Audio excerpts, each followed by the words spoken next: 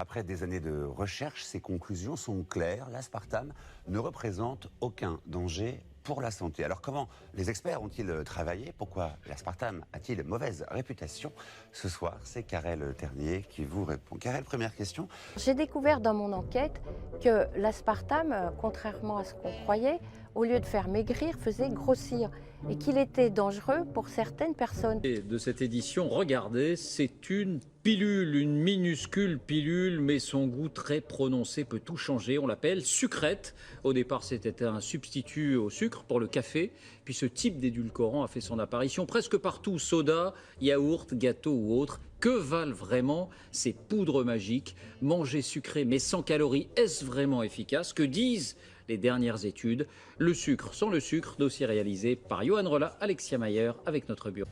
Eh bien, c'est bon pour la santé. Non, on peut pas vraiment dire que ce soit bon pour la santé. Bon, dans les édulcorants, on a une partie d'édulcorants qui est synthétisée et une partie qui est naturelle, comme par exemple avec la stevia, qui est un édulcorant naturel, qui est pas forcément bon pour la santé non plus. On verra pourquoi. Les édulcorants que vous consommez, je suis formel là-dessus, malgré toutes ces rumeurs qui courent, aux doses que vous consommez ne sont absolument pas dangereux pour vous. Vous êtes des menteurs, des traîtres, des collaborateurs, des vendus. Là, souvent les femmes prennent de l'aspartame pour éviter de grossir. Eh bien, étonnamment non. L'aspartame, en fait, on pense ne pas grossir, eh bien, on grossit quand même.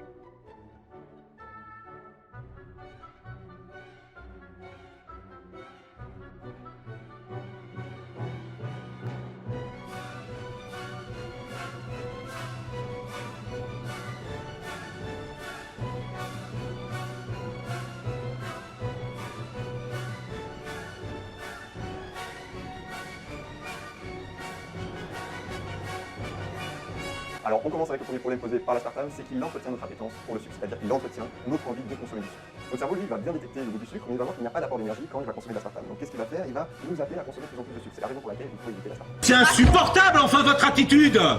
Mais enfin, ça va pas! Après le repas, étant donné que vous avez pris du faux sucre, eh bien votre organisme va vous dire mais finalement, moi j'ai pas eu mon shoot de sucre, j'en veux. Et donc par conséquent, vous allez manger beaucoup plus et déséquilibrer votre diabète. Non, non, laissez-le. Non, non, non, appelle Ramdassi.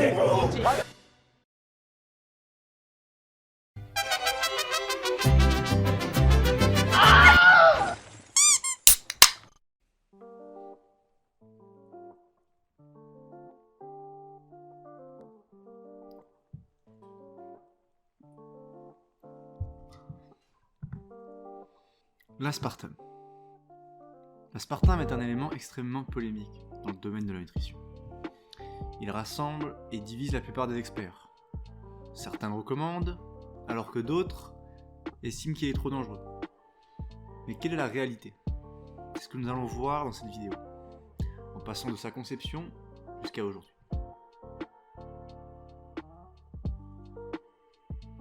L'aspartame, c'est quoi? C'est une molécule qui est composée de deux acides aminés. On appelle ça un dipeptide. Di pour deux et peptide pour ensemble d'acides aminés. L'aspartame est composé d'acide aspartique et de phénylalanine. C'est donc une certaine protéine en quelque sorte. Petit aparté, ici j'ai fait exprès de faire l'erreur. Une protéine n'est pas un peptide et n'est pas un acide aminé. Une protéine, c'est un ensemble de plus de 50 acides aminés. Dans le cas de l'aspartame, on est sur un peptide. Les peptides sont des ensembles de 2 à 50 acides aminés. Pas plus.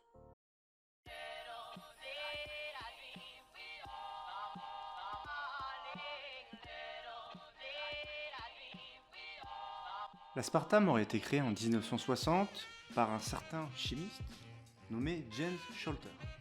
Il travaillait pour la Sear & Company sur un nouveau médicament anti-ulcère. Cependant, il toucha la solution avec son doigt. Il la goûta et trouva qu'elle était très sucrée, très ressemblante à celle du sucre de table, mais 200 fois supérieure. Par la suite, avec sa société, il voulut commercialiser l'aspartame. Mais pour cela, il faut passer par une étape de contrôle.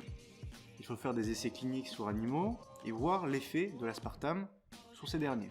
Il faut donc envoyer ces essais cliniques, les résultats, le protocole, à une organisation qui s'appelle la FDA, Food and Drug Administration. Ce cher James envoya à la FDA certains essais sur les animaux, Sauf que la FDA refusa de commercialiser l'aspartame, car les essais étaient de piètre qualité. Par la suite, il continua à en envoyer, toujours de la même qualité, bien sûr. La FDA continua à refuser, dans l'attente de nouvelles recherches de meilleure qualité méthodologique. C'est logique. Par la suite, la FDA entreprit des études indépendantes et confirma l'innocuité de l'aspartame. C'est pour ça qu'en 1981, l'aspartame fut autorisé aux États-Unis, puis en 1985 sous forme liquide, et on devra attendre jusqu'en 1988 pour que l'aspartame soit disponible en France. Ainsi, dans les années 2000, plusieurs rapports ont vu le jour. La majorité des agences de santé mondiales montrent une innocuité totale de l'aspartame consommée à une certaine dose. Cependant, nous pouvons voir des contradictions dans les médias, ou certains journaux, que l'aspartame serait toxique, ou alors qu'on nous mentirait. Tu sais pas parler?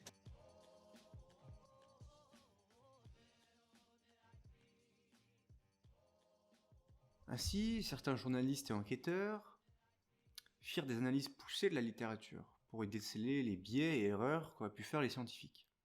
Aujourd'hui, nous allons voir un article qui semblerait démontrer que l'aspartame est nocif, pour pouvoir y déceler également les arguments anti-édulcorants. Lisons l'article. Découvert de façon fortuite dans les années 60, à Chicago, par le laboratoire Sears, l'aspartame serait commercialisé aux États-Unis au début des années 80. Pour l'instant, ça va. Après une décennie de péripéties dignes d'un thriller scientifique, l'aspartame était étudié en vue de faire un médicament anti-ulcère.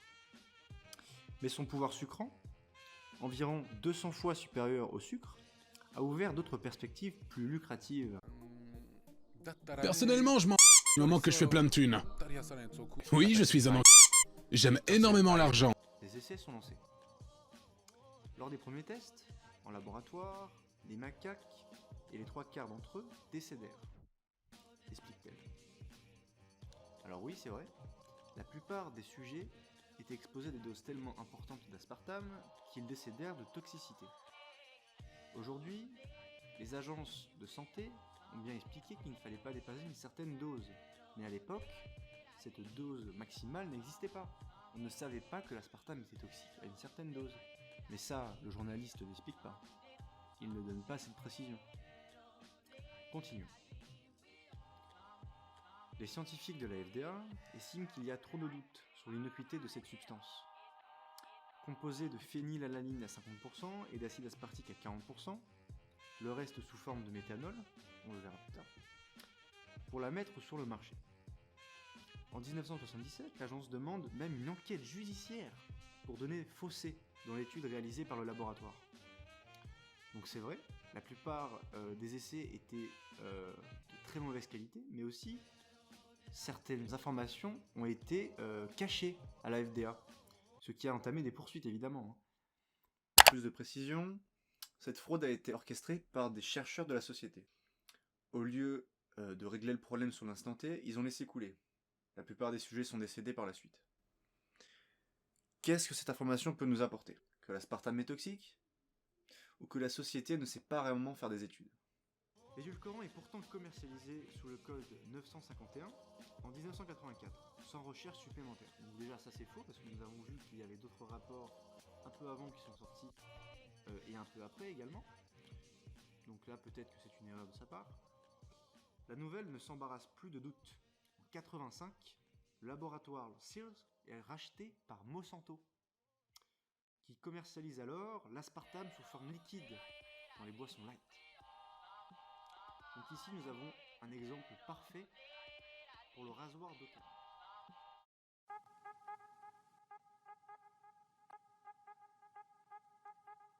Le rasoir d'Occam. Le rasoir d'Occam est un concept extrêmement intéressant en philosophie qui permet d'éliminer une hypothèse improbable par une hypothèse beaucoup plus simple. Prenons un exemple. Ceci est une canette. Hypothèse simple. Hypothèse improbable. Cette canette est une astéroïde envoyée par des extraterrestres. Hypothèse improbable. Par contre, on dit un astéroïde, fils de... Donc prenons un autre exemple pour que vous compreniez. Hypothèse simple. l'aspartame aurait été accepté par la FDA car les preuves se sont accumulées et cela a découlé vers une innocuité. Hypothèse improbable, l'aspartame aurait été accordé car la Sears & Company aurait été rachetée par Monsanto.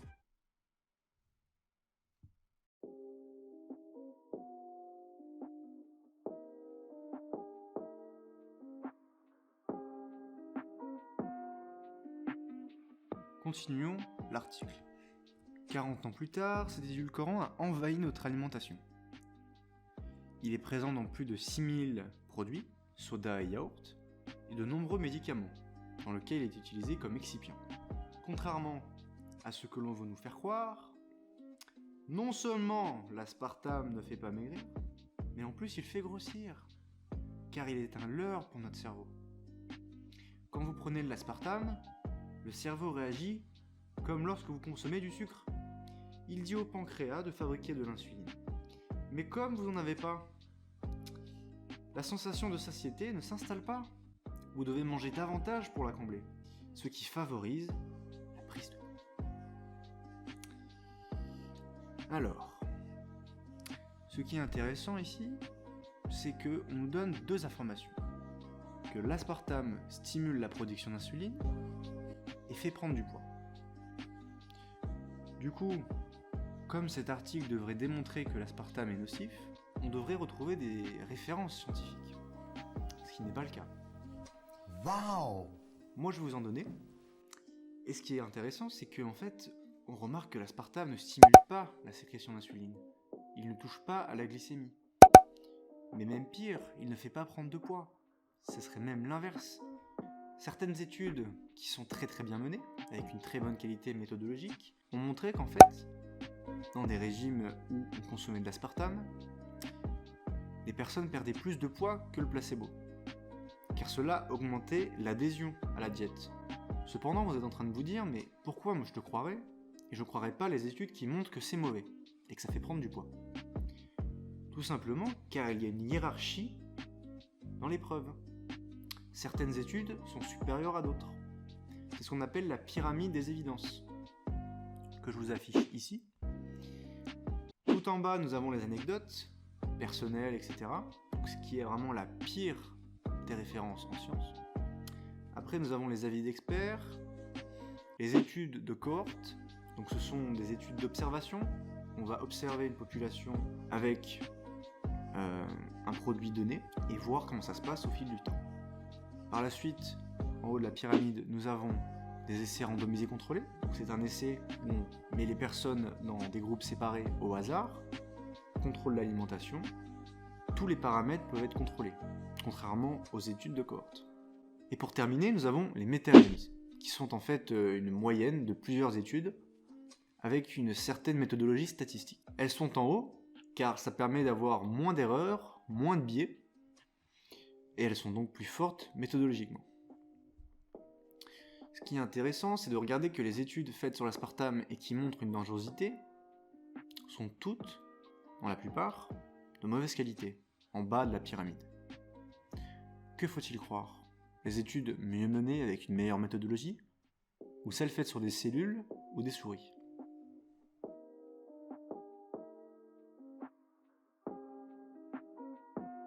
Le médecin nutritionniste Jean-Michel Cohen dénonce lui aussi cet aspect pervers des édulcorants. Alors là, c'est très intéressant, car quand on recherche ce que Jean-Michel Cohen dit, mais en fait, il dit l'inverse.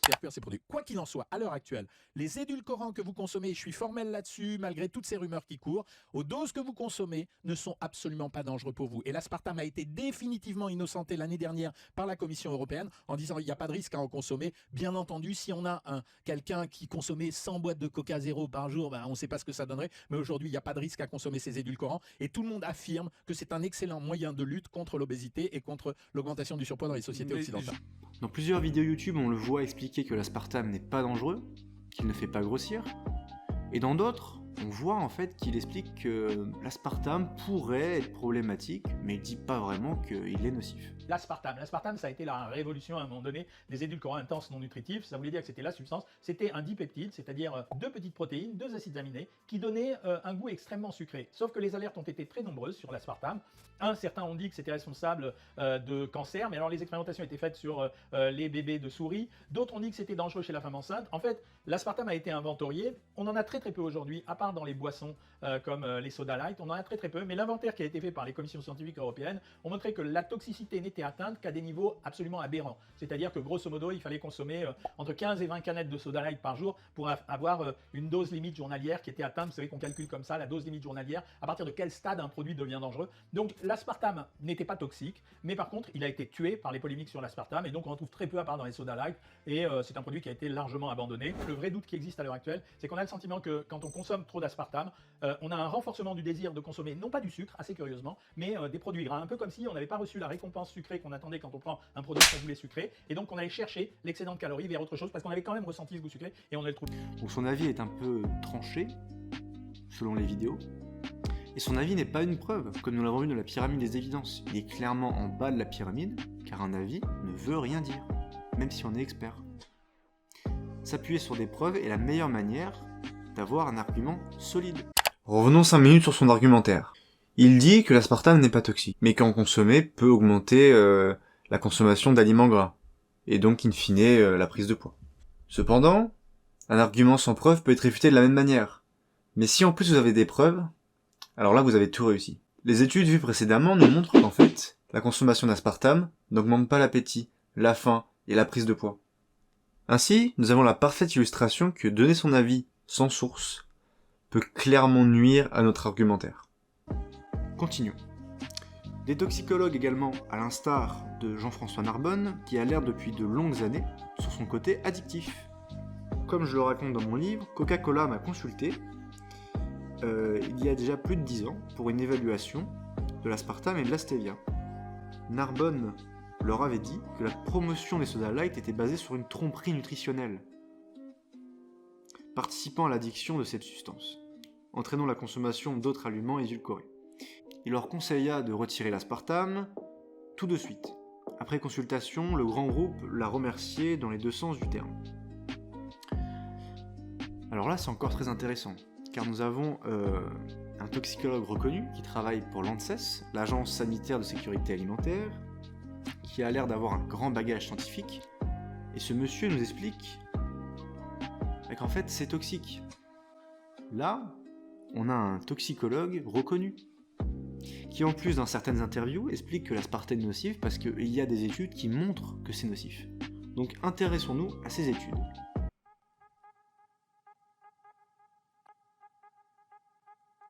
Du coup, ce cher toxicologue nous explique que certaines études sont problématiques et décèlent certaines incohérences que n'ont pas vues les agences de santé. Une étude signée par l'Institut Ramazzini de recherche en cancérologie environnementale expose 240 rats à l'aspartame à de très hautes doses jusqu'à la mort. Et elle montre que sa consommation favorise le risque de cancer, notamment du foie et du poumon. Aucun impact n'a en revanche été démontré sur les rats femelles. Une étude menée au Danemark auprès de 60 000 femmes enceintes, la consommation régulière de boissons gazeuses aux édulcorants augmente de 38% le risque de naissance prématurée. Boire 2 à 3 sodas par jour augmente le risque de 35%. Au-delà de 4 canettes par jour, celui bondit à 78%. Sans surprise, les industriels contre-attaquent. Ils rappellent que les rapports successifs des autorités sanitaires ont toujours conclu à l'innocuité totale de l'aspartame. Mais depuis sa commercialisation aux États-Unis, les doutes s'accumulent.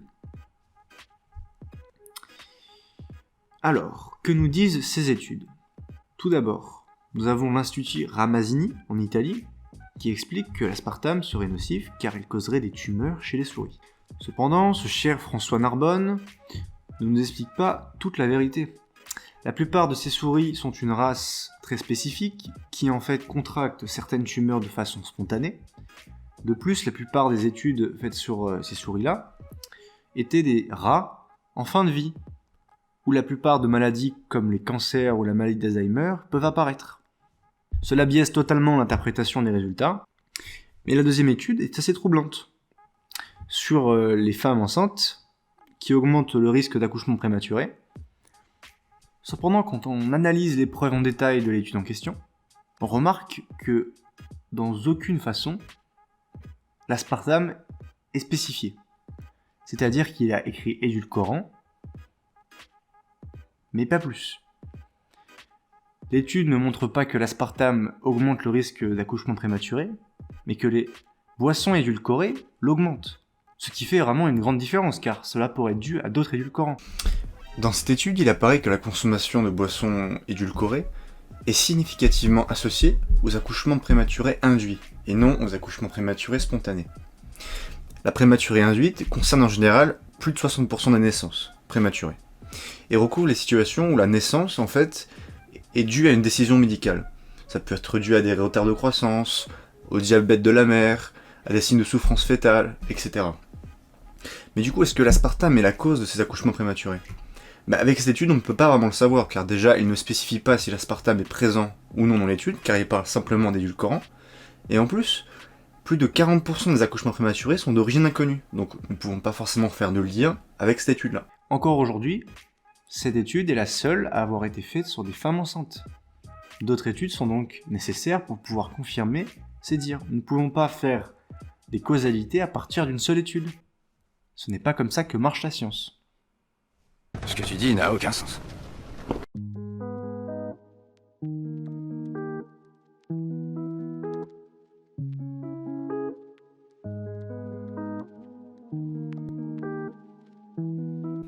Petite parenthèse.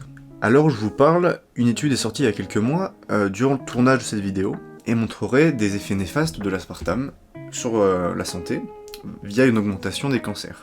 Elle a été orchestrée par l'INSERM, la méthodologie est plutôt bonne et franchement, il n'y a pas grand chose à dire. Pour les erreurs potentielles, je vous renvoie plutôt vers les confrères qui ont fait un travail plutôt bon et je vous mets tout en description.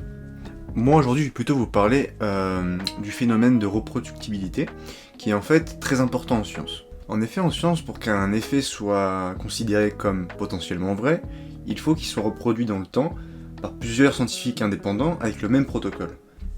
Prenons un exemple tout simple. Je suis un chercheur qui essaye de prouver que l'homéopathie fonctionne comparé à un placebo, et je remarque qu'en fait, il n'y a aucun effet. L'effet est reproduit dans plusieurs études indépendantes, et prouve que l'homéopathie n'est pas efficace.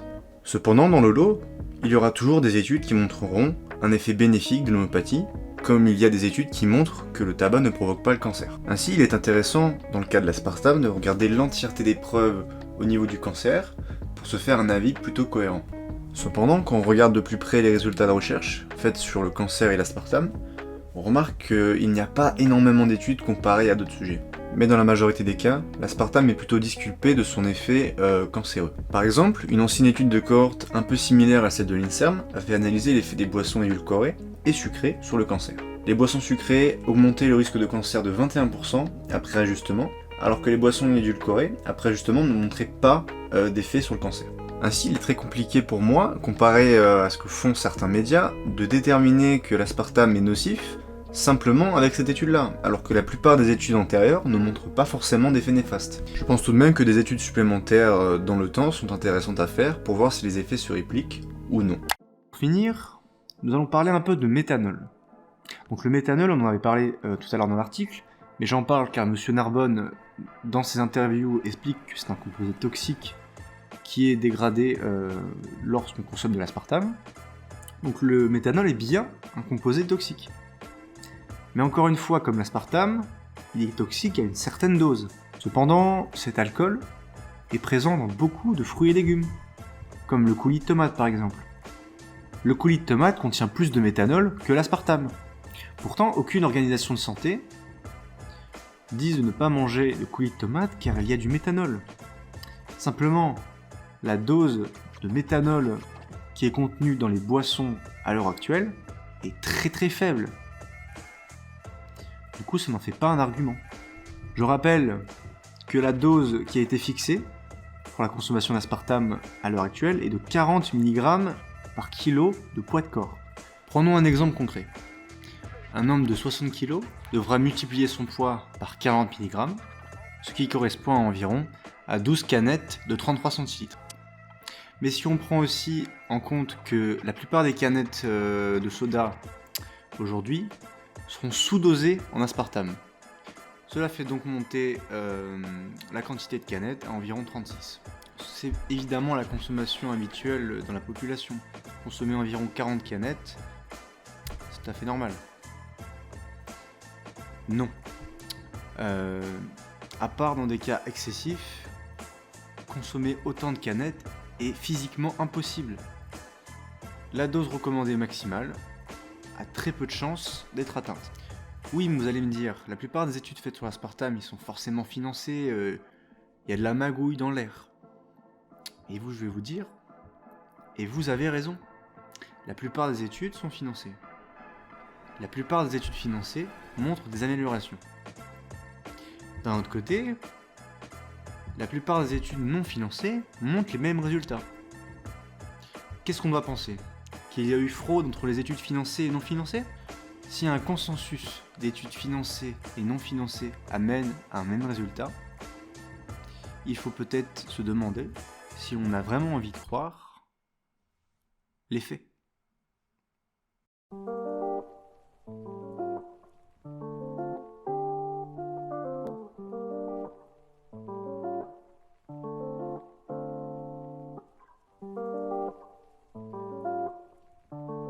Néanmoins, l'aspartame pourrait être problématique pour une certaine population. En effet, on l'a vu au début, l'aspartame est composé de 2 acides aminés. L'un va nous intéresser ici, la phénylalanine. En effet, dans notre corps, pour pouvoir dégrader les acides aminés, on a besoin d'enzymes. Cependant, pour une certaine partie de la population, elle est dépourvue de cette enzyme. Pour plus de détails, cette enzyme s'appelle la phénylalanine hydroxylase. Derrière ce nom barbare se trouve une enzyme qui permet de dégrader l'excès de phénylalanine dans le sang. Cependant, pour une partie de la population, cette enzyme est absente, ce qui rend compliqué la dégradation de cet acide aminé. La phénylalanine en excès peut poser des problèmes neurotoxiques. Ainsi, un régime pauvre en phénylalanine sera prescrit et l'aspartame sera donc à éviter. Ainsi, pour des personnes qui ont la phénylcétonurie, donc qui est la maladie avec cette déficience, il sera déconseillé de consommer de l'aspartame. La phénylalanine se retrouve dans énormément d'aliments qui sont riches en protéines par exemple. Les arguments anti-édulcorants sont souvent les mêmes. Ils sont recyclés dans un torrent d'informations. Il est difficile de faire le tri. On appelle ça l'asymétrie de Brandolini.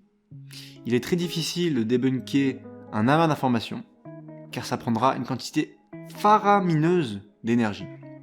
Mais si vous souhaitez que la connaissance soit diffusée au plus grand nombre, et si vous avez aimé mon travail, je vous invite aussi à commenter, et également si vous avez eu des incohérences dans mon discours, les commentaires sont faits pour ça, avec amour et bienveillance évidemment. Dans tout ça, des bisous.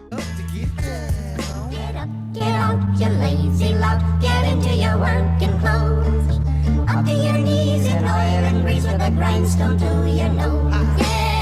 Get up, you lazy lump, get into your working clothes. Up to your knees in oil and grease with a grindstone to your nose. Get up, get out and get your stock up. Find a group of chickens, sip and get the flock drunk. Contribute to the party, treat it like a potluck. You best believe I'm getting... Au revoir.